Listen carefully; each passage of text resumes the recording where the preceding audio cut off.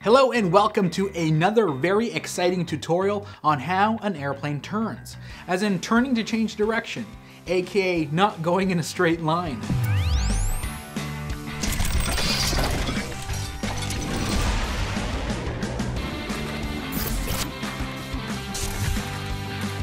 Hey, fun fact, did you know early airplanes developed by Henry Farman didn't have modern turning setups? They were originally set up to do these awkward flat turns, kind of like steering a boat. But enough awkwardness, we're going to take an aerodynamic perspective on how an airplane turns. Let's take a look. Okay, let's start with Newton's laws of motion, specifically the second law of motion, which says a force applied on a body will alter its movement. So during a turn, we are altering our movement, specifically changing direction, which is considered accelerating.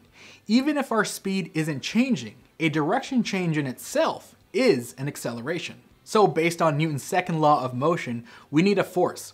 Specifically in the case of making an airplane turn, we need an unbalanced force to be acting in the direction of the turn. Well, the next question is, where does this force come from? It goes like this. To make an airplane turn, we need to first use the ailerons, located here, to incline the airplane like this, which is referred to as the airplane being in a bank. And the movement of the airplane to get into a bank is referred to as rolling. So we need to roll the airplane into a bank. The lift of the wing acts at a right angle or perpendicular to the wingspan, as you see here with the red arrow.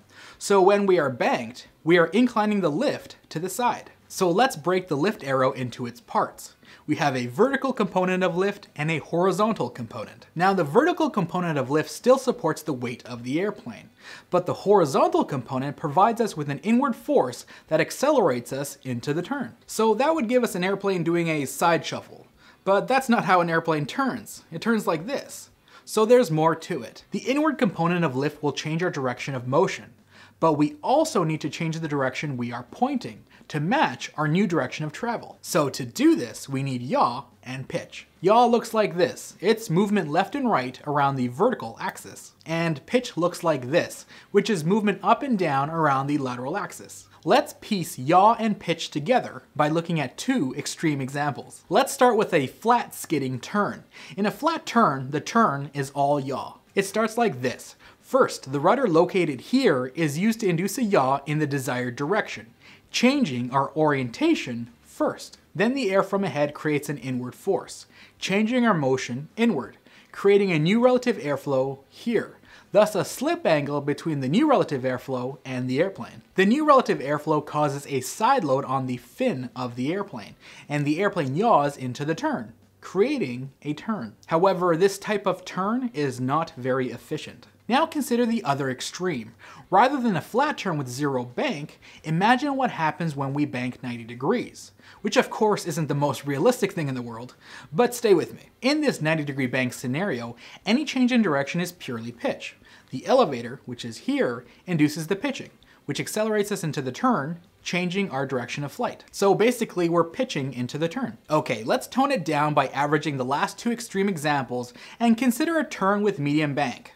Something like this. Here it's just the horizontal component of lift that acts into the turn. This force develops a sideways movement of the airplane, creating a new relative airflow here. Thus a slip angle between the airplane and the new relative airflow. The new relative airflow pushes on the fin of the airplane, resulting in yaw into the turn. At the same time, the new relative airflow also pushes down on the horizontal stabilizer, located here, pitching us into the turn. The actual axis the aircraft rotates around is between the vertical and lateral axes, or the yawing and pitching axes, because the motion is a combination of both yaw and pitch. So there you have it. We turn because incline lift changes our direction of motion, creating a new relative airflow, and that new relative airflow makes the airplane yaw and pitch into the turn, giving us a nice sweeping turn. And that's how an airplane turns. If you have any questions, leave a comment below, and be sure not to miss our next video by subscribing to us on YouTube and liking our Facebook page. And of course, until next time, onwards and upwards, thanks for watching.